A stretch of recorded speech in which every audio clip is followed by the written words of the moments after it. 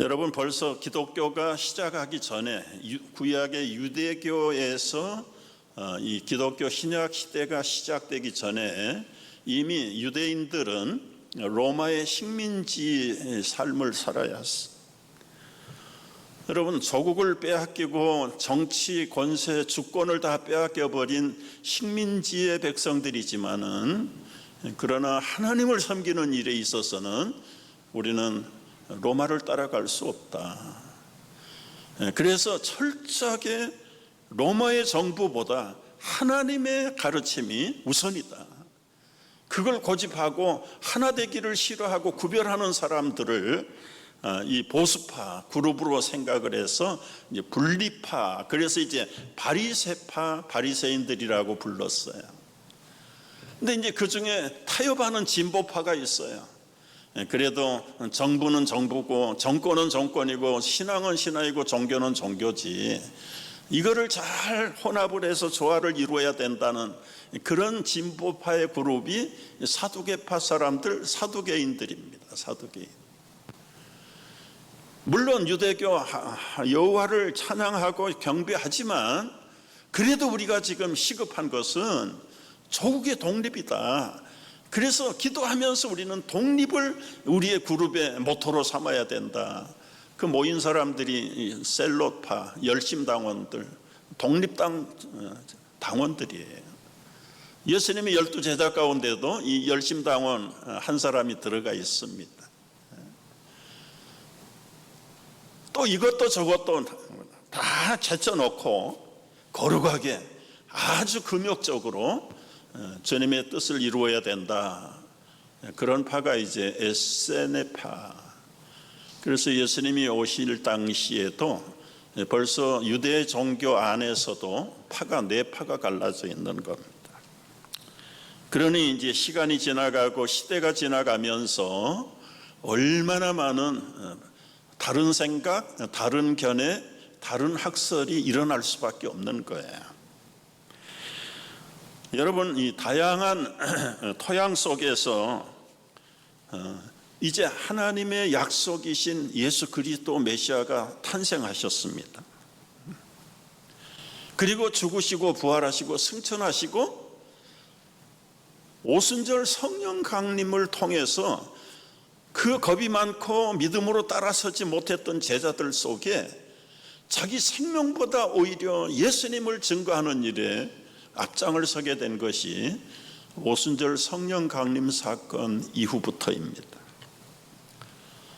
이 12제자를 비롯해서 120명의 성도들이 나가서 예수 그리스도의 복음을 외치는데 많은 사람들이 그 복음을 듣고 자기들의 종교를 내버리고 개종하고, 유대교에서 기독교로 개종하고, 또 이방 민족들도 기독교로 예수 그리스도의 복음을 받아들이게 되면서 영과 영이 하나가 된 거예요. 한 하나님 안에서, 한 예수님 안에서 성도들이 하나가 되었는데 그 하나된 그룹의 공동체를 교회라는 말로 불렀습니다. 첫 번째 예루살렘에서 이 예수 그리스도의 죽으심과 부활과 성령의 강림이 임하시면서 처음으로 예루살렘 교회가 탄생을 하는 겁니다. 그 당시에 처음 생긴 교회 하면 우리는 예배당 짓고 그리고는 거기에 모여서 예배드리고 그런 생각이 먼저 떠오르는데 2000년 전에 초창기의 예루살렘 교회는 그런 형태가 아니었어요. 목사님도 없고 예배당도 없고 그냥 한 하나님, 한 예수님, 한 성령을 받은 사람들이 서로 이렇게 대화하다가 통하는 거예요. 그리고는 한 자녀가 되고 한 백성이 돼서 함께 모여서 사도들의 가르침을 받고 서로 교제하고 서로 사랑하고 또 다른 사람에게 그 즐거움과 구원의 기쁨을 가서 전하지 않으면 안 돼. 그래서 이제 점점 커졌다. 그때는 주로 이제 집에서들 모이는 거예요. 여러 수십 집에서 모였겠지요. 하루에 3,000명, 4,000명씩이 베드로의 전도를 받고 회개하고 돌아오는 사람들이 있다고 기록을 했는데 베드로만 전도했겠습니까? 12사도들이 120명의 성도들이 나가서 전도할 때 아주 예루살렘 교회가 왕성하게 일어났습니다. 일어났어요. 이제는 예루살렘을 떠나서 온 유다와 사마리아와 땅끝까지 제자들이 흩어져 나가기 시작했어. 그래서 안디옥에도 수리아에도 길리기아에도 심지어 아시아에도 나중에는 로마에까지 세계 한 복판까지 변방까지 민족을 초월해서 교회가 점점 확산되게 되었다. 여러분, 이제 믿는 사람이 많고 교회가 많이 생기면서 각 교회들 안에서도 여러 가지 다른 의견들이 충돌을 하기 시작하는 거예요. 구약 성경을 중심으로 유대교를 믿다가 개종한 예루살렘 교회 교인들, 유대 교인들, 이방인 출신 가운데 그저 구약을 모르고 예수님만 믿고 구원받아서 교회에 들어온 성도들, 그런 성도들이 한 교회를 이루었는데 좀 뭘 좀 안다고 우리가 예수만 믿어가지고 구원받을 수 없다, 할례를 받아야 된다, 구약의 절기를 지켜야 된다. 그런데 이방인들은 할례라는 게 뭔지도 몰라. 그리고 믿음으로 구원받아서 예수 믿고 구원받으면 다 되는데 왜 우리에게 할례를 요구하냐? 우리는 따를 수 없다. 그러면 너희는 정통이 아니다. 그래서 이 교회들이 그런 여러 가지 문제들로 한 교회 안에서 충돌이 일어나기 시작하는 거예요.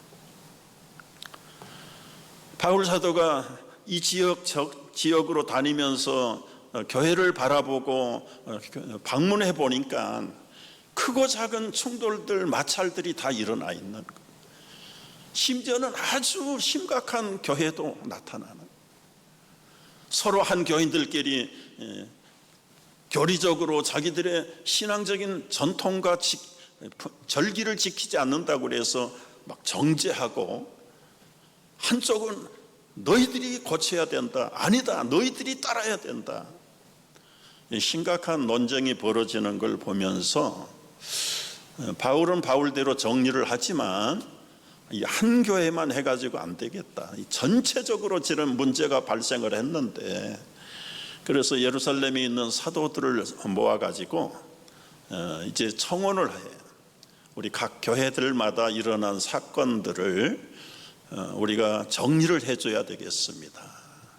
그래서 이제 AD 한 60년경에 예루살렘에 있는 사도들을 중심으로 각 지역의 대표자들을 불러가지고 각 교회에서 일어나고 있는 신학적인 문제, 성경 해석학적인 문제, 전통의 문제, 절기 지키는 문제, 뭐 음식을 먹는 문제, 다양한 문제들을 가지고 이제는 정리를, 토론을 하고, 그래서 내린 결론이 뭐냐면 이 유대교의 개종자들, 이 사람들은 주장하기가 예수만 믿어가지고 안 된다. 그때는 신약 성경이 완성이 안 될 때예요. 그러니까 우리가 믿으려면 모세 오경 토라를 같이 믿어야 된다. 할례도 받아야 되고 율법도 지켜야 된다. 율법에서 강조한 안식일도 지켜야 되고 주일도 지켜야 되고 그리고는 절기를 지켜야 된다. 근데 여러분, 이방 출신 기독교인들은 유월절이 뭐 필요합니까? 예수님이 다 이루셨는데 할례가 뭐 필요해요? 그런데도 불구하고 오직 구원은 예수님밖에 없다. 이방 출신 기독교인들은 이거예요. 할례 고집 하지 마라. 우상에게 바친 고기를 시장에 팔아서 사다 먹는데 유대인들은 그걸 또 못 먹게 하는 거예요. 귀신에게 바친 고기를 왜 먹냐? 우리는 상관없다.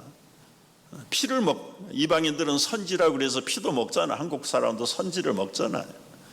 그런데 구약에서는 피를 먹지 말라 그랬는데 지금 이게 구약인지 신약인지 신약 시대가 됐는데도 신약 성경이 아직 없으니까 그 삶의 기준이 애매한 거예요. 목소리 큰 사람들, 머릿수가 많은 사람들이 오히려 논쟁에서 이기겠지요.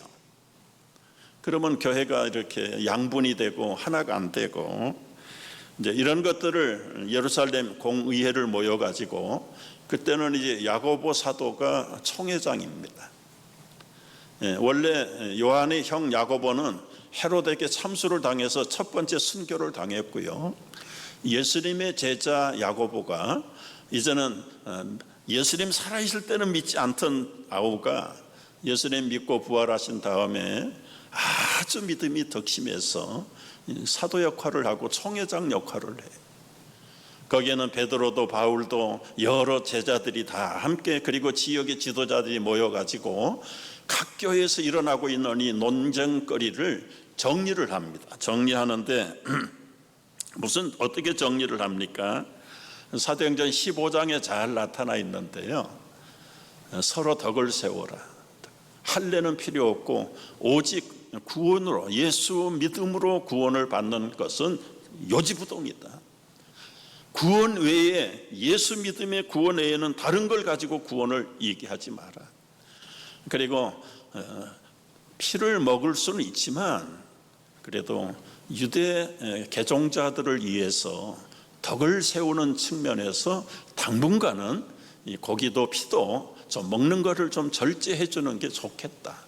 못하게 한 건 아니에요. 그래서 이 결론을 내려가지고 이제 기록을 하고 이제 사람들을 보내가지고 아시아에 흩어져 있는 여러 교회들에게 예루살렘 공의회에서 결정된 결론을 보내. 그래서 우리 사도들이 예루살렘 본부 총회에서 결정한 거기 때문에 이제는 이쪽도 양보하고 이쪽도 양보하고, 그래서 교회가 든든히 서가는 그런 사건이 사도행전 15장 이하에 잘 기록이 되어 있습니다. 계속해서 사도들은 이제는 심지어 저 로마까지, 아시아까지, 인도, 터키, 심지어 태국까지 간 제자도 있어. 이 도마는 태국까지 갔더라고요. 결국은 가서 다 복음을 전하다가 순교당해. 돌에 쳐 죽임 당하는 사람, 창에 찔려 죽는 사람, 십자가에 거꾸로 못 박힌 사람, 목이 잘려서 참수형을 받아서 순교하는 사람, 12제자 다 순교. 그런데 그 순교의 피가, 이 터툴리안이 그런 얘기를 했어요. 순교자의 피는 교회의 씨앗이다. 한 사람의 순교자가 나타난 그 지역은 우리 평양 대동강에 토마스 선교사가 들어와서 쪽복음 전하고 순교당했잖아요. 그 순교당하는 평양에 한국의 예루살렘 성이 6.25 전쟁까지 2,300개 교회가 평양에, 북한에 서게 됩니다. 한 사람 순교자의 피의 보상입니다. 그러니 12사도들과 수많은 이름 없는 집사들의, 성도들의 순교가 가는 곳마다 하나님의 교회를 불러 일으킵니다. 교회가 이루어지면 아까도 똑같은 현상이 교회 안에서 일어나는 거예요. 지금처럼 여러분 성경이 만들어진 게 없어요. 그때는 다 문서로 쪽복음으로 돌아다닐 때 어느 게 정경인지 어느 게 진짜인지 가짜인지 알 수가 없어. 다 나름대로 예수 믿고 기도하다가 감동을 받아서 썼다. 그런 조그만 소책자들이 수도 없이 돌아다니는 거. 그러니까 통일된 신약 성경도 없을 때 신앙생활, 교회 생활을 하기에 기준이 없는 거예요. 가이드라인이 없는 거예요. 그렇다고 신학교가 있어서 목사님들을 배출해 가지고 목회자를 있는 것도 아니에요. 그러니까 얼마나 신앙이 혼란스러워야 자기가 받았고 체험한 게 최고고 그게 진리고 그런 사람이 모여가지고 또 그룹을 만들고, 또 이쪽에 새로운 경험을 한 사람은 또 새로운 경험의 그룹이 만들어지고, 이게 굉장히 혼란스러워. 그래서 안 되겠다. 우리가 예수를 믿긴 하는데 예수님이 진짜 하나님이냐? 아니, 하나님이라면 어떻게 신이 사람이 될 수 있냐? 아니, 사람이 어떻게 하나님이라고 할 수 있냐? 이 첫 번째 성도들 간에 일으키는 논쟁이 소위 말하는 이 크리스탈로지라는 기독론 논쟁이, 정말 예수는 신이냐 아니면 100% 사람이냐, 사람이 어떻게 하나님이 되냐, 하나님이 어떻게 사람이 될 수 있느냐. 여러분, 지금은 뭐 66권이 있어서 이것저것 다 연결을 하고 묵상을 하고, 계시가 이렇게 연속으로 예언이 되고 성취가 됐구나. 지금은 성경을 통해서 우리가 알 만큼 알고 이해하고 배울 수 있죠. 그때는 이방 민족들에게는 모세오경도 없지요, 구약 성경도 없죠, 신약 성경도 없지요. 그저 입으로 가르쳐주고 귀로 듣는 것이 믿음의 진리의 전부예요. 그러니 얼마나 혼란스러워. 그래서 이거를 안 되겠다. 이제 교회 지도자들이 문제의식을 느껴서 첫 번째 우리 모여서 한번 이걸 정리해보자. 그래서 325년에 니케야 공의회가 모였습니다. 여러분, 이제 연도는 기억하기가 참 싫은 건데요, 그래도 알 건 알아야 되는데, 각 지역마다 이제 교회가 복음이 확산됐는데 313년에 어떤 사건이 벌어졌습니까? 그 당시에 아시아 로마는 로마가 다 잡고 있을 때 로마의 콘스탄틴 황제가 기독교를 로마의 국교로 받아들입니다. 그게 313년에 일어난 사건이에요. 그 로마의 지도를 한번 보십시오. 로마가 얼마나 광대한지요. 원래는 이태리 로마에서 이제 일어난 것이 저 위쪽으로는 터키, 아시리아 쪽까지 올라. 그 다음에 이쪽 비잔티움이라고 한 데는 지금의 이스탄불, 터키 지역, 아시아 일부까지. 서쪽으로는 스페인, 지금의 스페인, 포르투갈까지. 남쪽으로는 이집트, 이디오피아, 아프리카까지. 이게 로마가 다 다스리는 거예요.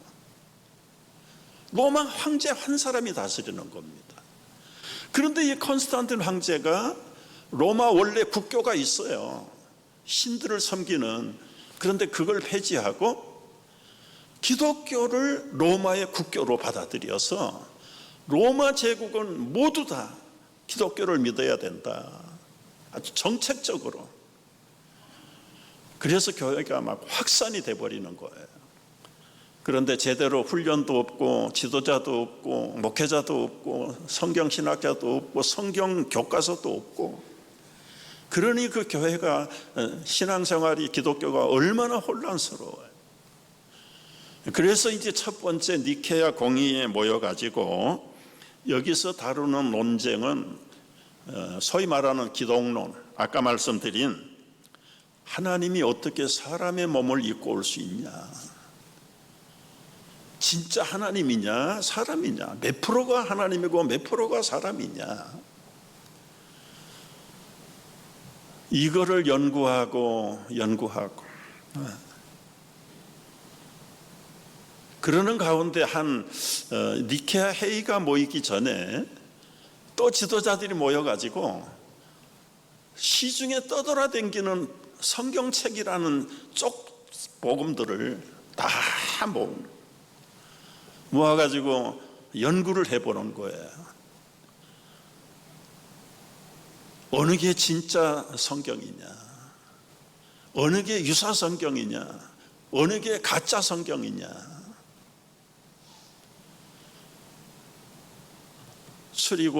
추렸는데 그게 사람들이 단시간에 추려진 게 아니에요. 읽다 보니까 이거는 내용이 그래. 이거는 너무 성결하고는 관계가 없어. 이건 예수님하고는 관계가 없는 것 같아. 이 모든 성도들이 자연적으로 시중에 돌아다니는 이 쪽복음 성경을 가경, 위경, 정경을 구별해내는 자연적인 결정이 이루어진, 그래서 시간이 가면서 어느 정도 위경이나 가경은 이렇게 좀 인기가 없고 읽어지지 않고 바람직한 것들만 모아가지고 이제 전문적인 지도자들이 모여가지고 오랫동안 어느 것을 66권의 성경으로 만들 것이냐. 이제 성령이 기록할 때도 감동을 했지만 이 66권의 책을 결정하는 그 미팅에도 성령의 감동을 믿는 것이 우리가 정경론의 성령 감동입니다. 그래서 어느 정도 성경이 만들어졌어요. 물론 다른 얘기입니다만 중세시대에 로마 천주교회가 세계를 장악하고 여러 가지 정책을 펼치다가 보니까 엉뚱한 이론들을 만들어내야 되니까 캐논이 아닌 성경들을 캐논 속에 17권을 갖다가 붙여놓은 거예요. 천주교회는 지금도 우리보다 16권보다 17권이 더 많습니다. 그런데 이제 성경 전문가들은 66권이 캐논이다, 정경이다, 성경이다. 그 외에는 하나님의 말씀이 아니다. 그런데 성경을 가지고도 이제는 교인들을 가르치는데 여러분 그때는 인쇄술도 없고 종이도 없고 그럴 때니까 이 성경을 보급한다는 게 불가능했어요. 그래서 여러분 유럽을 여행을 해보면 주로 이제 성당, 교회당 가잖아요. 그 교회당 가면 성화들이 쫙 그려져 있어요. 그게 이제 성경책이에요. 백성들은 성경이 없으니까 교회당에 오면은 오늘은 이 세례 요한이 예수님 요단강에서 물 주는 그림을 하나 가르치면서 세례가 뭔가, 왜 세례를 받아야 되는가, 죄가 없는 예수님이 왜 세례를 받았을까. 이제 극히 지도자들 중에 성경을 조금씩 배우고 아는 지도자들이 그 그림 설명을 하는 거다. 그림 설명. 그게 성경이에요. 그러니까 지금도 유럽 관광은 주로 예배당 관광이잖아요. 동양의 관광은 사찰 관광, 불교. 그런 가운데서 니케아 공의에서 성육신 교리, 인카네이션이라는 교리의 결론을 도출하게 됩니다. 이분은 참 하나님이지만, 이분은 정말 사람으로 태어났지만 우리하고 다른 사람이고, 이분이 하나님이다. 이분이 하나님이시면서 사람으로 오셨다. 그게 소위 말하는 인카네이션 닥터린, 성육신 교리. 그게 이제 니케아 회의에서 325년에 그러면 여러분 암만 회의를 해가지고 결론을 내려도 그 회원들이, 그 대표들이 100% 다 찬성할까요? 그래도 아니야. 그래도 아니야. 반대하는 사람이 있을까요? 말씀했잖아요.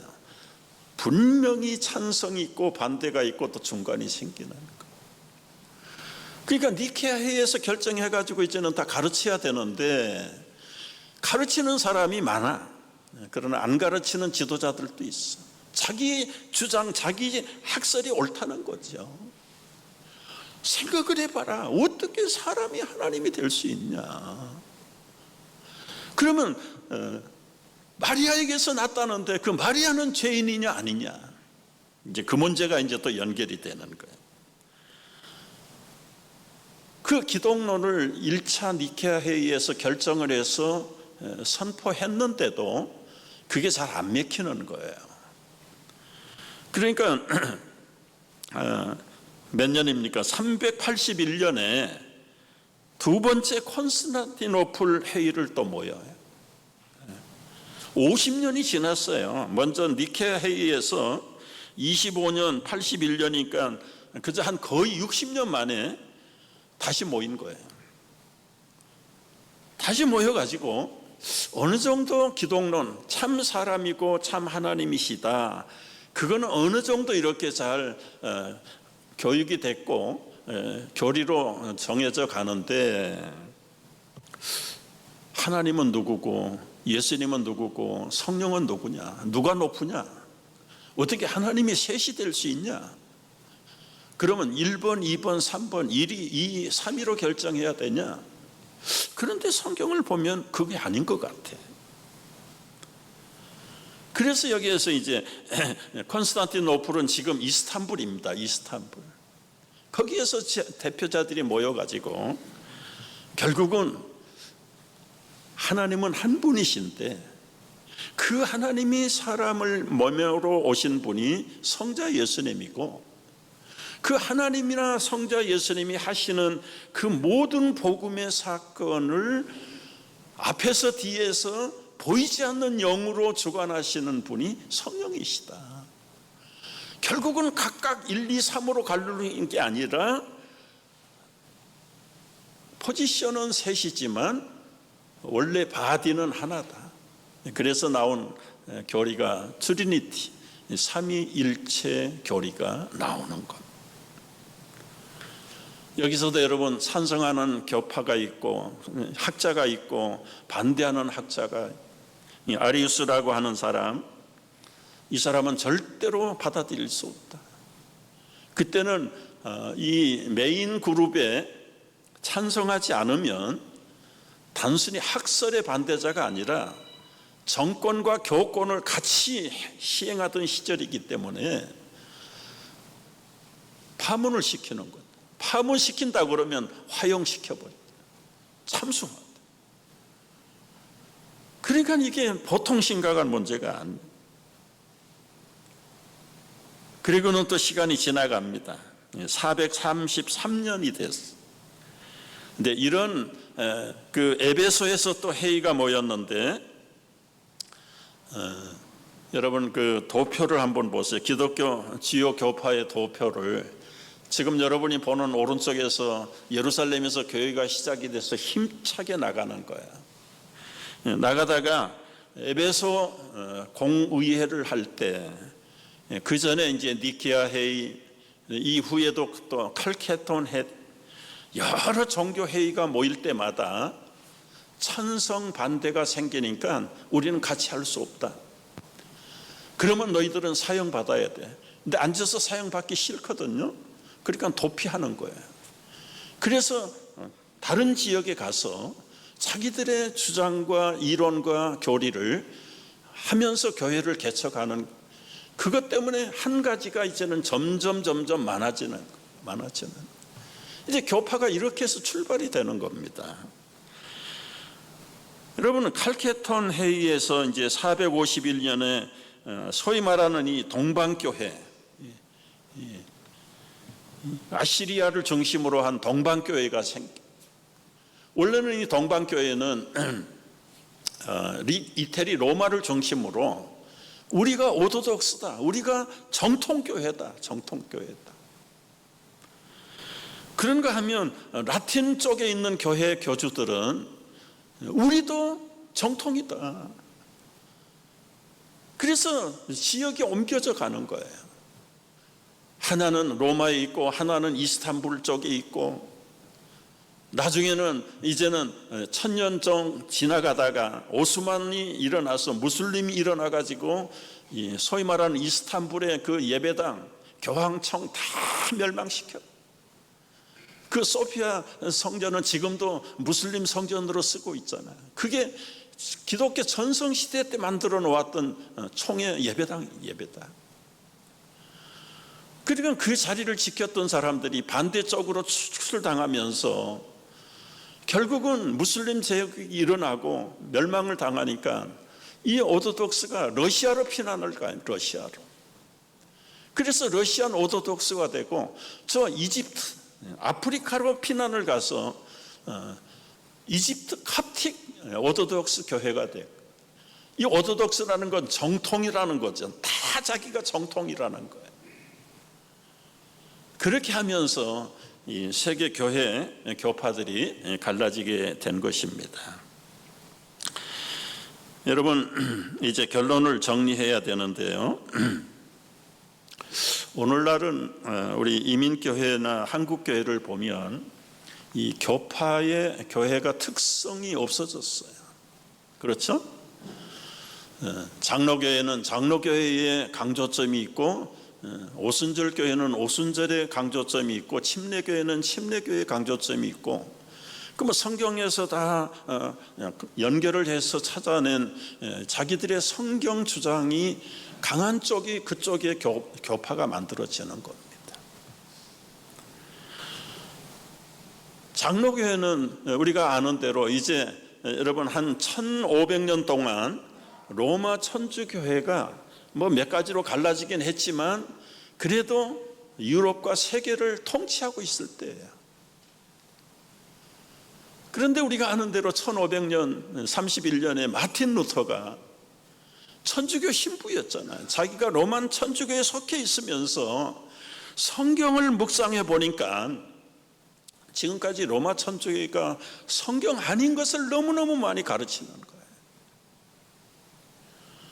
그래서 더 이상 참을 수가 없어서 이제는 개혁을 선포하고 95개 조항을 공개적으로 토론하자. 이게 정말 하나님이 가르치고 성경이 가르친 바른 교리냐. 결국은 이 개혁 운동을 기점으로 해서 존 칼빈, 쯔잉글리, 파렐, 수많은 개혁자들이 이제 일어나서 로마 천주교는 우리가 같이 할 수 없다. 오직 하나님의 절대 주권, 하나님의 말씀만이 우리가 복음이다. 교회가 가르치는 정치, 제도, 전통은 우리는 따르지 않는다. 그래서 로마 천주교를 완전히 반대하고 새로운 개혁교회 교파가 생긴 것이 종교개혁에서 일어나는 사건. 그러다가 이제는 루터를 좋아하는 독일 사람들은 루터 교회를 영국이나 스위스, 네덜란드는, 프랑스는 칼빈이 주장하는 장로교회를, 그렇게 해서 장로교회가 생기고 독일의 루터란 처치가 생기고 또 영국 안에서도 장로교회에 있다가 이걸 보니까 아니다. 우리는 침례를 해야 돼. 물 뿌려가지고 세례하는 건 안 돼. 그래서 이제 침례교회가 생기고 또 웨슬리안 형제들을 중심으로 이분들은 믿어야 되겠는데 적당히 믿지 않고 아주 고지식하게 그 옥스퍼드 대학에서 기도하는 그룹을 만들어 가지고 홀리 클럽을 만들었는데 우리는 기도하는 시간 딱 정하면 비가 오든 폭풍이 불든 해가 뜨든 그 시간 어김없이 그래서 주변 사람들이 저 사람들 또 시간대 모이는 걸 보니까 아주 고집스럽게 모이네. 그래서 이 메도티스트라고 고집쟁이들, 그게 감리교회 교파 이름이 된 거예요. 여러분, 초창기에 교파가 갈라지고 많이 생기는 것은 그 나름대로 다 성경의 근거를 가지고 정말 성경을 성경답게, 하나님을 하나님답게 우리 성도가 구원을 어떻게 이루어야 될 것인가에 대한 성경적인 이론을 가지고 초창기에는 다 갈라졌어. 사실은 교파가 중요한 것은 그 나름대로 진리를 강조하기 때문에 그 교파의 특색은 좋은 겁니다. 좋은 거예요. 이단은 빼놓고 이단이 아닌 다양한 교파는 다 좋은 거예요. 좋은 건데 여러분, 식성이 다르듯이 여러분의 기호와 성격이 다르고 가치관과 교육이 다르면 코드가 맞지 않는 교파가 있어요. 순복음 쪽 교파는 그쪽의 코드가 맞는 사람, 장로교회는 장로교회 코드가 맞는 사람들이 모여서 열심히 해야 돼. 물론 이게 민글돼 가지고 서로 부족한 부분을 채워주는 거 좋은 면에서는 굉장히 좋은 겁니다. 좋은 건데 동로마 서노마가 갈라지면서 동방교회 서방교회가 갈라져 버리는 거죠. 지역적으로나 교회 운영하는 운영의 지도 가이드라인에 따라서 교파가 갈라질 수밖에 없다. 이단이 아니라면 제가 내리고 싶은 결론은 무엇입니까? 우리 바울 사도가 에베소에서 가르쳐 주신 말씀대로 한번 보겠어요. 에베소 4장 1절 이하의 말씀을 한번 봅니다. 다 같이 읽어봅니다. 그러므로 주 안에서 갇힌 내가 너희를 권하노니 너희가 부르심을 받은 일에 합당하게 행하며 모든 겸손과 온유로 하고 오래 참음으로 사랑 가운데 서로 용납하고 평안에 매는 줄로 성령이 하나 되게 하신 것을 힘써 지키라. 몸이 하나요 성령도 한 분이시니 이와 같이 너희가 부르심의 한 소망 안에서 부르심을 받았느니라. 주도 한 분이시요 믿음도 하나요 세례도 하나요 하나님도 한 분이시니 곧 만유의 아버지시라. 만유 위에 계시고 만유를 통일하시고 만유 가운데 계시도다. 이는 성도를 온전하게 하여 봉사의 일을 하게 하며 그리스도의 몸을 세우게 하려 함이라.